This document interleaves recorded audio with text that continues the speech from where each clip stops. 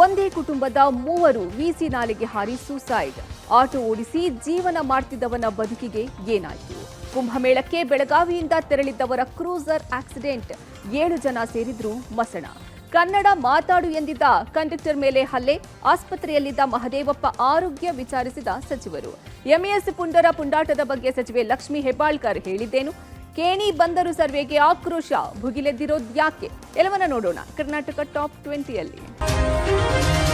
ಪ್ರಯಾಗ್ರಾಜ್ನಲ್ಲಿ ನಡೆಯುತ್ತಿರುವ ಮಹಾಕುಂಭಮೇಳ ಮುಕ್ತಾಯಗೊಳ್ಳಲು ಇನ್ನೆರಡು ದಿನಗಳಷ್ಟೇ ಬಾಕಿ ಇದೆ. ಈ ಹಿನ್ನೆಲೆ ಪುಣ್ಯ ಸ್ನಾನಕ್ಕೆ ತೆರಳುತ್ತಿದ್ದ ಬೆಳಗಾವಿ ಗೋಕಾಕ್ ನಗರದ 7 ಮಂದಿ ಸಾವನ್ನಪ್ಪಿರುವ ಘಟನೆ ನಡೆದಿದೆ. ಮಧ್ಯಪ್ರದೇಶದ ಜಬಲಾಪುರ ಪೆಹರಾ ಟೋಲ್ ನಾಕಾ ಬಳಿ ಭೀಕರ ರಸ್ತೆ ಅಪಘಾತ ಸಂಭವಿಸಿದೆ. ಬೆಳಗಿನ ಜಾವ ಕ್ರೂಸರ್ ನಿಂತಿದ್ದ ಬಸ್ಗೆ ಡಿಕ್ಕಿ ಹೊಡೆದ ಪರಿಣಾಮ ದುರಂತ ಸಂಭವಿಸಿದೆ. 7 ಮಂದಿ ಕನ್ನಡಿಗರು ಸ್ಥಳದಲ್ಲೇ ಸಾವನ್ನಪ್ಪಿದ್ದು 3 ಸ್ಥಿತಿ ಗಂಭೀರವಾಗಿದೆ. ಬಾಲಚಂದ್ರ, ಸುನಿಲ್, ಬಸವರಾಜ್, ಶಿವಪ್ಪ, ಹೀರಣ್ಣ ಹಾಗೂ ವಿರೂಪಾಕ್ಷ ಮೃತ ದುರ್ದೈವಿಗಳು ಎಂದು ಗುರುತಿಸಲಾಗಿದೆ. ಕಳೆದ 2 ದಿನಗಳ ಹಿಂದೆ ಗೋಕಾಕ್ ನಗರದಿಂದ 10 ಮಂದಿ ಕ್ರೂಸರ್ನಲ್ಲಿ ಮಹಾಕುಂಭ ಮೇಳಕ್ಕೆ ಹೊರಟಿದ್ರು. ಇಂದು ಮುಂಜಾನೆ ಮಧ್ಯಪ್ರದೇಶ ಸಾರಿಗೆ ಬಸ್ಗೆ ಡಿಕ್ಕಿ ಹೊಡೆದ ಪರಿಣಾಮ ಅಪಘಾತ ಸಂಭವಿಸಿದೆ.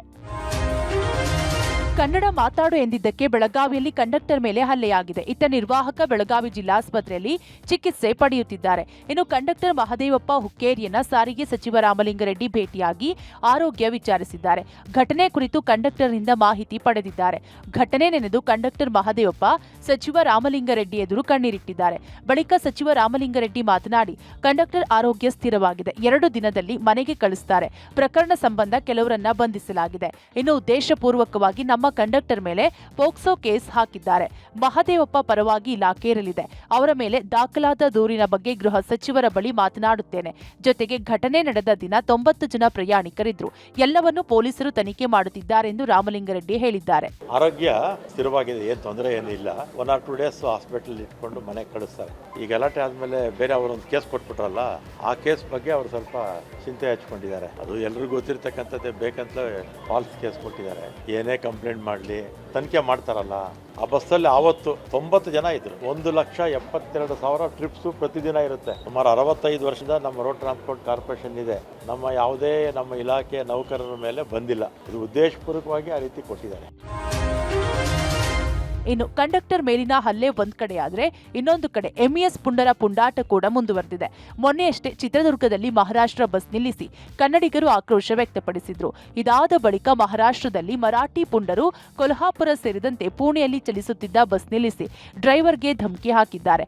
ಡ್ರೈವರ್ಗೆ ಮರಾಠಿ ಬರುತ್ತಾ ಎಂದು ಪ್ರಶ್ನೆ ಕೇಳಿ ಬರಲ್ಲ ಎಂದಿದ್ದಕ್ಕೆ ಬಸ್ ಬೋರ್ಡ್ ಒಡೆದು ಬಸ್ ಕನ್ನಡದ ನಂಬರ್ಗೆ ಕಪ್ಪು ಮಸಿ ಬಳಿದಿದ್ದಾರೆ. ಈ ಕುರಿತು ಮಾಧ್ಯಮಗಳಿಗೆ ಹೇಳಿಕೆ ನೀಡಿದ್ದು, ಶಿವಸೇನೆ ಇಂತಹ ವಿಚಾರಗಳಿಗೆ ಸೀರಿಯಸ್ ಆಗಬಾರದು. ಎಂಇಎಸ್ನವರು ಗೂಂಡಾಗಿರಿ ಮಾಡುವವರಿಗೆ ಬೆಂಬಲ ಕೊಟ್ಟರೆ ನಾವು ಕೇಸ್ ಹಾಕ್ತೀವಿ ಎಂದು ರಾಮಲಿಂಗಾರೆಡ್ಡಿ ಹೇಳಿದ್ರು. ಈ ಬಗ್ಗೆ ಸಚಿವೆ ಲಕ್ಷ್ಮೀ ಹೆಬ್ಬಾಳ್ಕರ್ ಕೂಡ ಮಾತನಾಡಿ ಘಟನೆಯನ್ನ ಖಂಡಿಸಿದ್ದಾರೆ. ಬೆಳಗಾವಿಯಲ್ಲಿ ಮಾತನಾಡಿದ ಅವರು, ಭಾಷಾ ವಿವಾದ ಎಳೆದು ರಾಜಕೀಯ ಬೇಳೆ ಬೇಯಿಸಿಕೊಳ್ತಿದ್ದಾರೆ.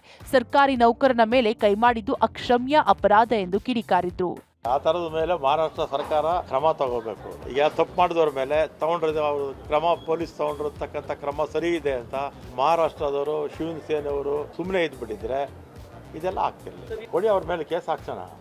ಗುಂಡಾಗುಡಿ ಮಾಡ್ತಾ ಇರಲ್ಲ, ಅವ್ರು ಯಾರನ್ನ ಬೆಂಬಲ ಕೊಟ್ರೆ ಅವ್ರ ಮೇಲೂ ಕೂಡ ಪೊಲೀಸ್ ಕ್ರಮ ತಗೊಳ್ತಾರೆ. ಇಂಥ ಘಟನೆಗಳನ್ನು ನಾನು ಅತ್ಯಂತ ಕಠಿಣ ಶಬ್ದಗಳಿಂದ ಖಂಡಿಸ್ತೀನಿ. ಯಾರು ತಪ್ಪಿತಸ್ಥರಿದ್ದಾರೆ, ಯಾರು ಸರ್ಕಾರಿ ನೌಕರಸ್ಥರ ಮೇಲೆ ಕೈ ಮಾಡಿದ್ದಾರೆ, ಅವ್ರನ್ನ ತತ್ಕ್ಷಣ ಅರೆಸ್ಟ್ ಮಾಡಿ ಅಂತಾನೆ ನಾನು ಡೈರೆಕ್ಷನ್ ಅವತ್ತನೇ ಕೊಟ್ಟಿದ್ದೀನಿ. ಕೇಣಿ ಗ್ರೀನ್ಫೀಲ್ಡ್ ಖಾಸಗಿ ಬಂದರು ಯೋಜನೆಯ ಸಮೀಕ್ಷೆಗೆ ತೀವ್ರ ವಿರೋಧ ವ್ಯಕ್ತವಾಗಿತ್ತು. ನಿಷೇಧಾಜ್ಞೆ ನಡುವೆಯೇ ಪ್ರತಿಭಟನಾ ನಿರತ ಮೀನುಗಾರರು ಸಮುದ್ರಕ್ಕೆ ಹಾರಿ ಆತ್ಮಹತ್ಯೆಗೆ ಯತ್ನಿಸುವ ಮೂಲಕ ಆಕ್ರೋಶ ಹೊರಹಾಕಿದ್ದಾರೆ. ಜೆಎಸ್ಡಬ್ಲ್ಯೂ ಕಂಪನಿಯು 4,019 ಕೋಟಿ ರೂಪಾಯಿ ವೆಚ್ಚದಲ್ಲಿ ಉತ್ತರ ಕನ್ನಡ ಜಿಲ್ಲೆಯ ಅಂಕೋಲದ ಕೇಣಿಯಲ್ಲಿ ಗ್ರೀನ್ಫೀಲ್ಡ್ ಖಾಸಗಿ ಬಂದರು ಯೋಜನೆಯ ಸರ್ವೆ ಕಾರ್ಯಕ್ಕೆ ಮುಂದಾಗಿದೆ. ಇದಕ್ಕೆ ಅನುಮತಿ ಕೊಟ್ಟ ಜಿಲ್ಲಾಡಳಿತದ ಈ ನಡೆಯನ್ನ ಖಂಡಿಸಿ ಮೀನುಗಾರರು ಪ್ರತಿಭಟನೆ ನಡೆಸಿದ್ದಾರೆ. ಈ ವೇಳೆ ಸರ್ವೆ ಖಂಡಿಸಿ 3 ಮಹಿಳೆಯರು ಸಮುದ್ರಕ್ಕೆ ಹಾರಿದ್ದಾರೆ. 3 ಮಹಿಳೆಯರನ್ನ ಪೊಲೀಸ್ ಸಿಬ್ಬಂದಿ ರಕ್ಷಿಸಿದ್ದಾರೆ. ಸರ್ವೆ ಕಾರ್ಯ ನಿಲ್ಲಿಸುವವರೆಗೂ ಉಗ್ರ ಪ್ರತಿಭಟನೆ ಮಾಡ್ತೇವೆ ಅಂತ ಬಂದರು ಯೋಜನೆಯನ್ನ ಕೈಬಿಡದೇ ಇದ್ರೆ ಮತ ಬಹಿಷ್ಕಾರದ ಜೊತೆಗೆ ಸಾಮೂಹಿಕ ಸಮುದ್ರಕ್ಕೆ ಹಾರಿ ಆತ್ಮಹತ್ಯೆ ಮಾಡ್ಕೊಳ್ತೇವೆ ಅಂತ ಕೂಡ ಕಡಲ ತೀರದಲ್ಲಿ ಸೇರಿದ 100 ಮೀನುಗಾರಿಕಾ ಮಹಿಳೆಯರು ಎಚ್ಚರಿಕೆ ಕೊಟ್ಟರು. ಮೀನುಗಾರಿಕೆಯನ್ನೇ ಅವಲಂಬಿಸಿರುವಂತಹ ಕುಟುಂಬಗಳು ಸುಮಾರು 5,000 ಮೇಲೆ ಕುಟುಂಬಗಳು ಇದಾವೆ ಇಲ್ಲಿ ಮೀನುಗಾರಿಕೆ ಅವಲಂಬಿಸಿ. ಇವತ್ತು ವಾಣಿಜ್ಯ ಬಂದರ ಆಯ್ತಂದ್ರೆ ಮೀನುಗಾರಿಕೆ ನಶಿಸಿ ಹೋಗುತ್ತೆ. ಈಗ ಅವರು ಮೀನುಗಾರರು ಎಲ್ಲಿ ಹೋಗಬೇಕು? ನಮ್ಮ ಗಮನಕ್ಕೆ ತರದೆ ಸರ್ವೆ ಮಷೀನ್ ಅನ್ನು ಕಳಿಸ್ತಿದ್ದಾರೆ, ಅದು ಮತ್ತೆ ಪೊಲೀಸ್ ಬಂದೋಬಸ್ತಲ್ಲಿ. ಕಾರ್ಖಾನೆ ವಿರೋಧಿಸಿ ಕೊಪ್ಪಳ ಬಂದ್ಗೆ ಕರೆ ಕೊಟ್ಟರು. ಪರಿಸರ ಸಂರಕ್ಷಣಾ ಸಮಿತಿ ಸೇರಿ 130 ವಿವಿಧ ಸಂಘಟನೆಗಳು ಪ್ರತಿಭಟನೆಯಲ್ಲಿ ಭಾಗಿಯಾದವು. ಇನ್ನು ಪ್ರತಿಭಟನಾ ಮೆರವಣಿಗೆಯಲ್ಲಿ ಗವಿಸಿದ್ದೇಶ್ವರ ಸ್ವಾಮೀಜಿ ಕೂಡ ಇದ್ರು. ಗವಿಮಠದ ಆವರಣದಿಂದ ಆರಂಭಗೊಂಡ ಪ್ರತಿಭಟನಾ ಮೆರವಣಿಗೆಯಲ್ಲಿ ಸ್ವಾಮೀಜಿ, ರಾಜಶೇಖರ್ ಹಿಟ್ನಾಳ್, ಶಾಸಕರು ಸೇರಿ 5,000ಕ್ಕೂ ಹೆಚ್ಚು ಜನ ಭಾಗಿಯಾಗಿದ್ರು. ಕಾರ್ಖಾನೆ ನಿರ್ಮಾಣ ವಿರೋಧಿಸಿ ತಾಲೂಕು ಕ್ರೀಡಾಂಗಣದಲ್ಲಿ ಬಹಿರಂಗ ಸಮಾವೇಶ ನಡೆಸಿದರು. ಈ ವೇಳೆ ಕಾರ್ಖಾನೆಯಿಂದಾಗೋ ಸಮಸ್ಯೆ ಬಗ್ಗೆ ವಿಡಿಯೋ ಪ್ರದರ್ಶನ ಮಾಡಿದ್ರು. ಅದನ್ನು ನೋಡಿದ ಸ್ವಾಮೀಜಿ ಕಣ್ಣೀರಿಟ್ರು. ಬಳಿಕ ಮಾತನಾಡಿದ ಸಂಸದ ರಾಜಶೇಖರ್ ಹಿಟ್ನಾಳ್, ಈ ಹೋರಾಟ ನಮ್ಮ ಬದುಕಿಗಾಗಿ, ಕಂಪನಿ ಸ್ಥಳಾಂತರ ಆಗುವವರೆಗೂ ಹೋರಾಟ ನಿಲ್ಲೋದಿಲ್ಲ. ಮುಂದಿನ ಪೀಳಿಗೆಗೆ ಒಳ್ಳೆಯ ಬದುಕನ್ನ ಕಟ್ಕೊಡ್ಬೇಕು ಅಂತ ಕಿಡಿಕಾರಿದ್ರು.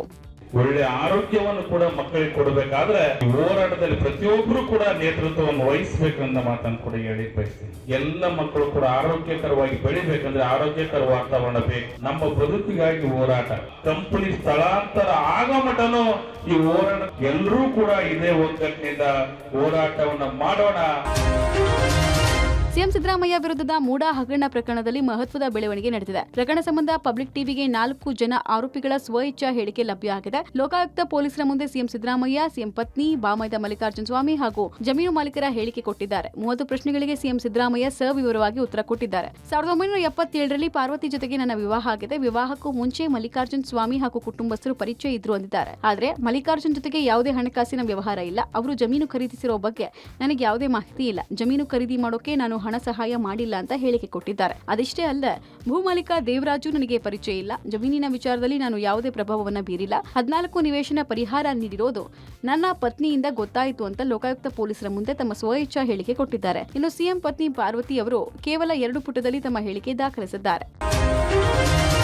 ಮೈಸೂರಿನ ಉದಯಗಿರಿ ಠಾಣೆ ಮೇಲಿನ ದಾಳಿ ಖಂಡಿಸಿ ಇಂದು ಭಾರೀ ಹೈಡ್ರಾಮಾದ ನಡುವೆ ಬಿಜೆಪಿ ಪ್ರತಿಭಟನೆ ನಡೆಸಿದೆ. ಪೊಲೀಸರ ಮೇಲಿನ ದೌರ್ಜನ್ಯ ಖಂಡಿಸಿ ರಾಷ್ಟ್ರೀಯ ಸುರಕ್ಷಾ ಜನಾಂದೋಲನ ಸಮಿತಿ ಮೈಸೂರು ಚಲೋಗೆ ಕರೆ ಕೊಟ್ಟಿತು. ಅತ್ತ ಪ್ರಕರಣದಲ್ಲಿ ಮುಸ್ಲಿಂ ಸಮುದಾಯದವರನ್ನ ಖಳನಾಯಕರಂತೆ ಬಿಂಬಿಸಲಾಗ್ತಿದೆ ಆರೋಪಿಸಿ ದಲಿತ ಮಹಾಸಭಾ ಮತ್ತು ಜಿಲ್ಲಾ ಯುವ ಕಾಂಗ್ರೆಸ್ ಸಮಿತಿ ಮೌನ ಮೆರವಣಿಗೆಗೆ ಕರೆ ಕೊಟ್ಟಿತು. ಹೀಗಾಗಿ ಯಾವುದೇ ಪ್ರತಿಭಟನೆಗೆ ಅವಕಾಶ ಕೊಡದೆ ಪೊಲೀಸರು ಮೈಸೂರು ನಗರದಲ್ಲಿ ನಿಷೇಧಾಜ್ಞೆ ಹೇರಿದ್ರು. ಕೊನೆಗೆ ಬಿಜೆಪಿ ಹೈಕೋರ್ಟ್ನಲ್ಲಿ ಅನುಮತಿ ಪಡೆದು ಮೈಸೂರಿನ ಮಹಾರಾಜ ಮೈದಾನದಲ್ಲಿ ಪ್ರತಿಭಟನೆ ನಡೆಸಿದೆ. ಮುಸ್ಲಿಮರ ಓಲೈಕೆಯಷ್ಟೇ ಕಾಂಗ್ರೆಸ್ನ ಉದ್ದೇಶ, ನಮಗೆ ಓಟು ಹಾಕಿ ಏನ್ ಬೇಕಾದ್ರೂ ಮಾಡಿ, ಇದು ಕಾಂಗ್ರೆಸ್ ಸರ್ಕಾರದ ಸ್ಲೋಗನ್ ಅಂತ ವಿಪಕ್ಷ ನಾಯಕ ಆರ್ ಅಶೋಕ್ ಆಕ್ರೋಶ ವ್ಯಕ್ತಪಡಿಸಿದ್ರು. ಪೊಲೀಸರಿಗೆ ಆತ್ಮಸ್ಥೈರ್ಯ ತುಂಬುವುದು ಪ್ರಚೋದನಕಾರಿ ವಿಚಾರನಾ ಅಂತ ತಮ್ಮ ವಿರುದ್ಧದ ಎಫ್ಐಆರ್ಗೆ ಮಾಜಿ ಸಂಸದ ಪ್ರತಾಪ್ ಸಿಂಹ ಪ್ರಶ್ನಿಸಿದ್ರು.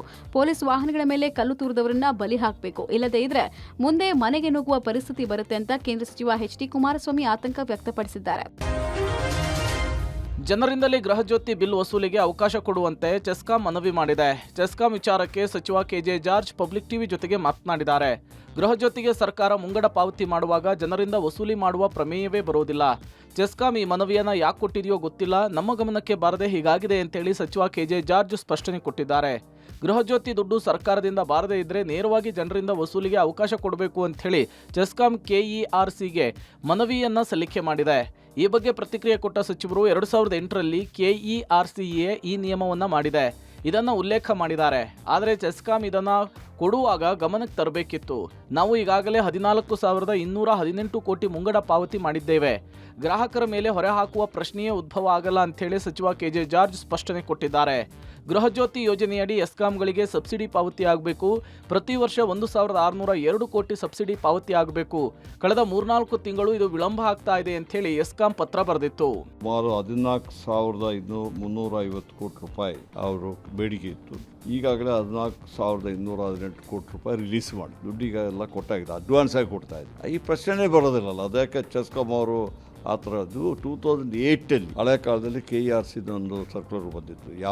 ಯಾವುದಾದ್ರು ಸಬ್ಸಿಡಿ ಸರ್ಕಾರದಿಂದ ಬರಲಿಕ್ಕೆ ಬಾಕಿ ಇದ್ದರೆ ಕನ್ಸ್ಯೂಮರ್ಗೆ ಹಾಕುವ 2008ಲ್ಲಿ ಹಾಕಿದ್ದು. ಅದಕ್ಕೂ ನಮಗೂ ಸಂಬಂಧ ಬರೋದಿಲ್ಲ. ಗೃಹಜ್ಯೋತಿ ಬಂದ ಮೇಲೆ ಇಲ್ಲಿ ತನಕ ಸಬ್ಸಿಡಿ ಕರೆಕ್ಟಾಗಿ ಕೊಡ್ತಾ ಇದ್ವಿ, ಅಡ್ವಾನ್ಸ್ ಆಗಿ ಕೊಡ್ತಾ ಇದ್ವಿ.